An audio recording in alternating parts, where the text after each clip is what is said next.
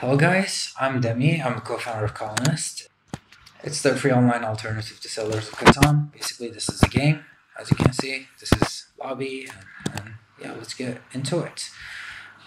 So I'm going to talk about the current situation, a little bit of history, and the frequently asked questions, and finish up my speech. So the current state, we have 1.2 million monthly active users. 75% of these users are playing on the web, which is the browser, and then 25% are playing on mobile. We've got 150,000 lines of code. We started in 2018, and there's around 100K games played. So the past 24 hours there was 91,000 games played, and currently there's 2,000 online, and this goes between 1.5K to maybe 4,000 online users at this point in time. And our team size is around we have 10 core members, and then with freelancers, part-timers, interns, and all of that, we're more than 20 people working on this project at this time. But we started off as 2 people, and this is the initial version. Let's zoom in a little bit. This is how many. I think it took us 1 week to make this game, and it was working. It's 4-player online version of this game, and then I created all the assets. I created the front end, and then my co-founder, which is also my brother, he created the back end. And he did the servers and all of that. And as you can see, it's pretty primitive. We didn't have any lobby, we didn't have any matchmaking. Only 4 people could go inside of the website and then play this game. If a 5th person went in, they wouldn't be able to play it. So it's we made it just for us, right? That's an MVP. That's an ideal true MVP. It's hey, we got it working in 1 week, and we can play 4-player games, right? Everything is awful, but that's what it is. And then we did this. After working on it for a month, we did this. There was some animations and such. This one has 0 animations, nothing. It's just whatever. This is a little bit fixed here and there, and then we continued iterating on it. And then this is also designs that I made, and then we used this design for over a year, maybe one and a half years, and we had a bunch of players at that time, and then we got a designer, and the designer did this, and then we had to fix this is our base designer thing, but then we fixed it into this later on. So this is the latest version of the game. And then when it comes to the lobby, this is wrong. This is just a random number. But then this used to be 11 players when we had 11 active players. When we had 9 active players, then we iterated to this, and then it became this, and then it became something like this, and then now we have multiple pages. We have the landing page, and then we have home, which is this. We have lobby. You can spectate all of these hundreds of players playing games. Let's spectate a random one. Close this, and yeah, this is people are having fun, right? Nice. Okay, that's where we are. And then so lobby became this into this. Let's go with the frequently asked questions. So what I did was I asked ChatGPT to create me what questions would people be, what are the things that people would be curious of, and then it dumped me a bunch of questions, and then I will just go through those because I believe that would be more interesting. So a lot of people in my previous presentations as well, these were whatever ChatGPT asked, they were also the questions that people asked first. So it makes sense. All right, revenue model. So people ask what the revenue model is. Currently we have 2 revenue models. One of them is advertisements. Of course, there's nothing on the landing page, but here there's 3 advertisements, and then this, and then once you start playing the game, there's 2 ads on the sides. So 50% of our revenue comes from advertisements. The other 50% comes from the store. What does the store have? It has memberships. You can buy annual and yearly or monthly. And then people can purchase expansions and maps, colors, and avatars.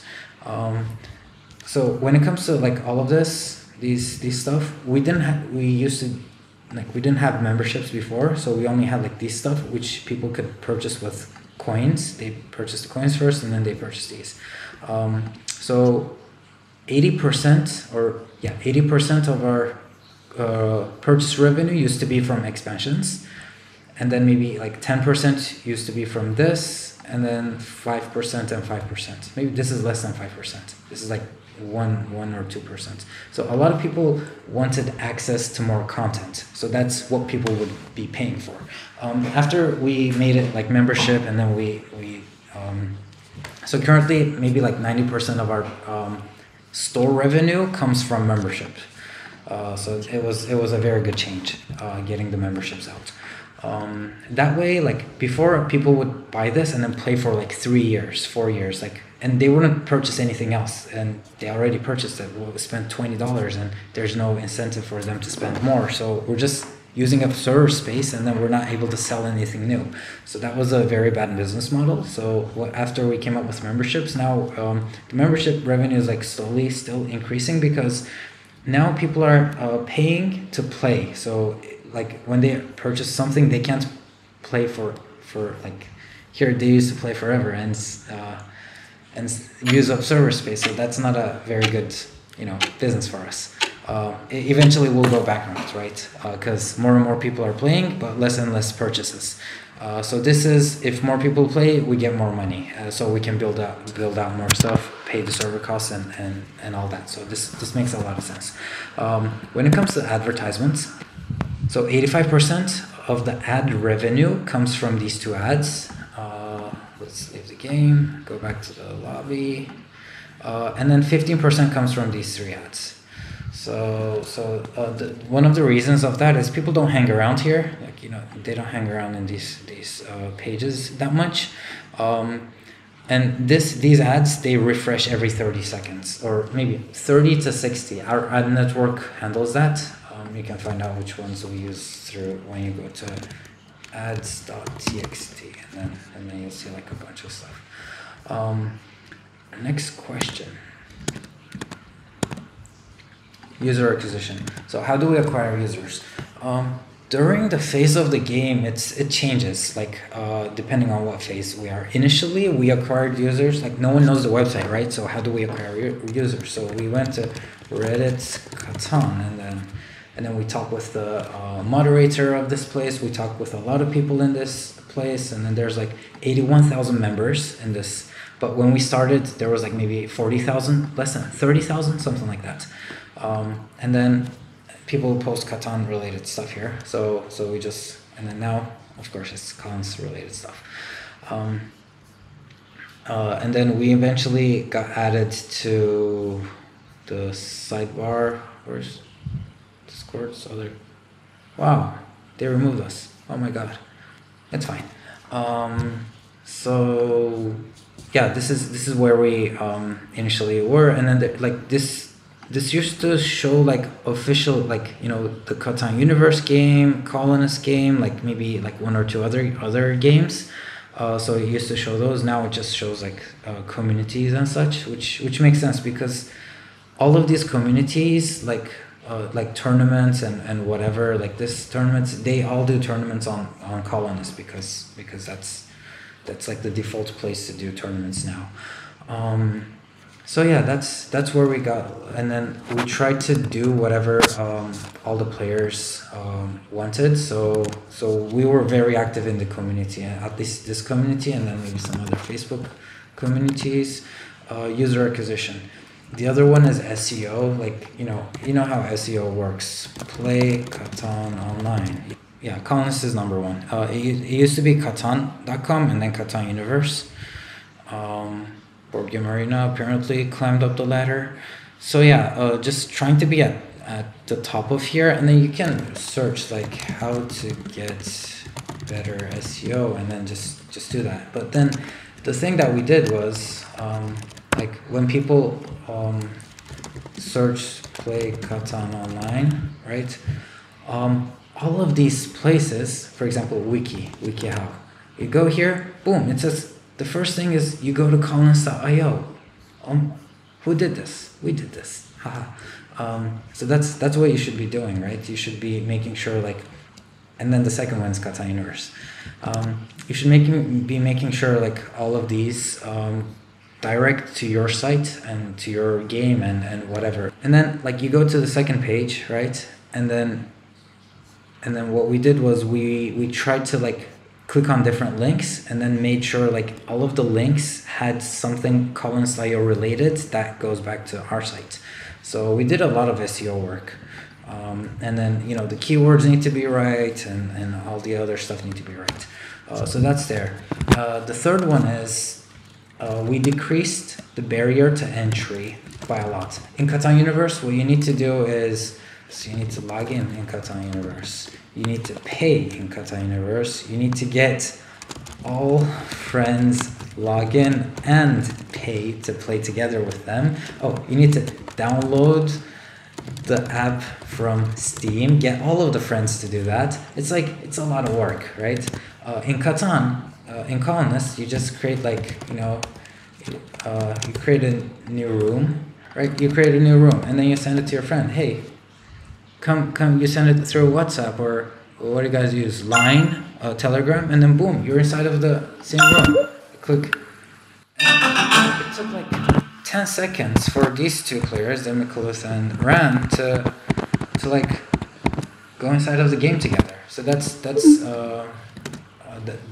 one of the reasons how we acquired a lot of new users. So I would say it's barrier to lower barrier to entry, and of course it's a multiplayer game, and we made it very easy for people to invite their friends and then copy the link, send it to someone else, and they're inside of the game. They can create their own, you know, Taiwan.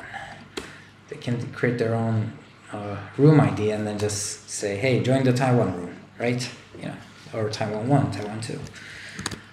So that's there. Community. So when it comes to the community, we have a lot of so we have like our development and design and whatever chats here. So the community doesn't see that. They see like the welcome, like we have polls. We ask them stuff. Is it A? Should we go with A or B? Like, should we go with this or that? You know, we ask a bunch of questions, and then they answer. And then a lot of people talk around here. We have, you know, support channels and such, but we're not very good at communities. There's like all these other communities that are fucking amazing. They do a great job, like all of these people. This guy and yeah, I know a few of them, and they're very good at like handling communities and talking with people and all of that. So we just, I would say, enabled them from our website.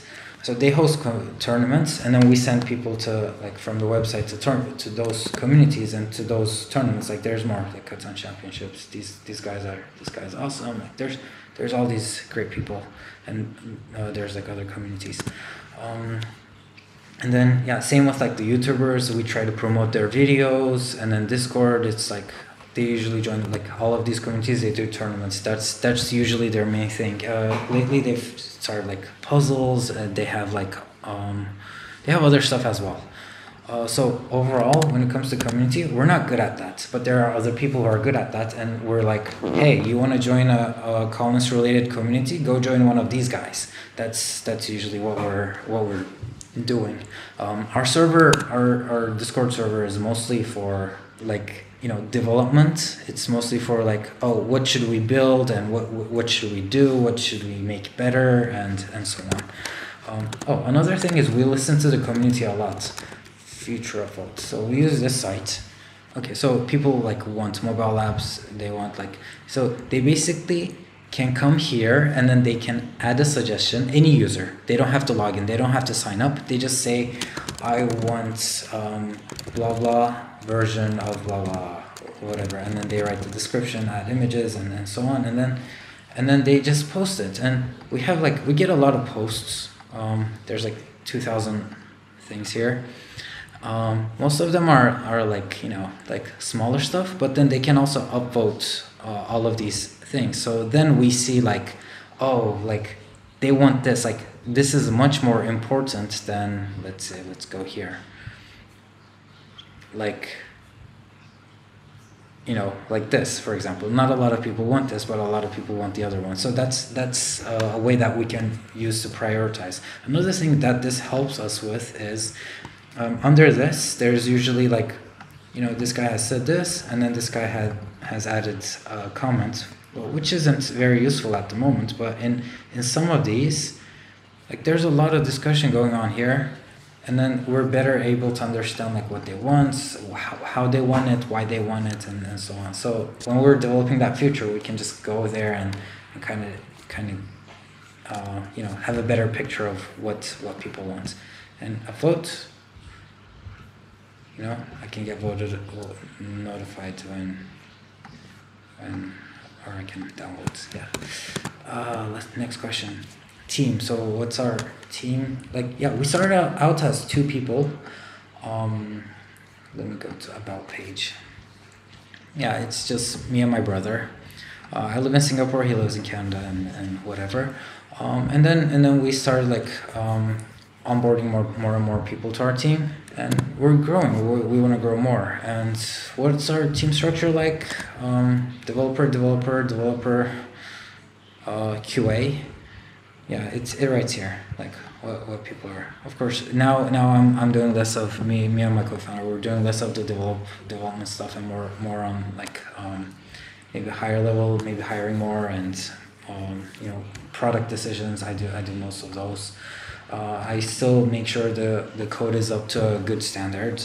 It works and it's easily readable, and anyone can come in and jump right in and so on. And my co-founder, he's more doing like marketing and hiring type of stuff. Online team collaboration. Yeah. So as you can see, like everyone, like this guy's in US, Turkey, Philippines. Haha. This guy wants to say anonymous, so let's just give him that. Mexico, US, India. So everyone's from like, and same with like our advisors or freelancers and everyone that we're working with. I said like we're working with like over around 20 people. So how a lot of people ask like, how do you collaborate? How do you do stuff? So first and foremost, okay, these are all the stuff that I need to like review. And then this is like someone created like a better bank interface. Let's just zoom in. So this was like the previous bank. This is like the design, and this is like the updated version. The numbers are hidden versus the numbers are not hidden, and yeah, like this is all the PRs that got merged and stuff. So this is like a typical pull request, and then we have like a lot of pull requests here. And then we have a bunch of issues here on like what to do, how to do, and so on. So this is where we mainly talk about like our issues and what we're working on and what we're doing. So that's there. I'm gonna review this code maybe later today, hopefully. Same with like all these other stuff. So that's one place we're collaborating. The other part is Discord. We do a lot of like, you know, there's like designs and, you know, there's like some comments here. I'm gonna jump into this and then give like a more detailed review. That's why I make it mark it on red. And then here's like Samantha submitting like some stuff, designs. Then I jump into the Figma file and then give reviews there. So the whole team is async. We work at different times. Like some people, they work through Monday to Friday. Some people, they work every single day. Some of us, we work like maybe 12 hours, 2 days, and then like less the other day. Some of us, we just spread it out across every single day. So it's like everyone can do whatever they want. It's fine. And then we don't have much meetings. We have like 2 meetings per week. So one is like the team meeting and the other one is one-on-one. So everyone just talks with their manager. And then if someone's working on a project with another person, then they can hop on a call if they need to. If they don't, they don't. We don't like meetings much. We don't like talking and all of that. We like to get things done.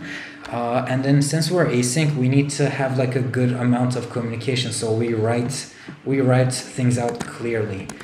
For example, let's go into like some of the issues. So the issue needs to be like very clear. Yeah, so current behavior, expected behavior, there's like the designs here. And then the actions are very clear. And then when a new developer, any person, they come in and they read this, they look at this, they know exactly what to do. So there's no confusion.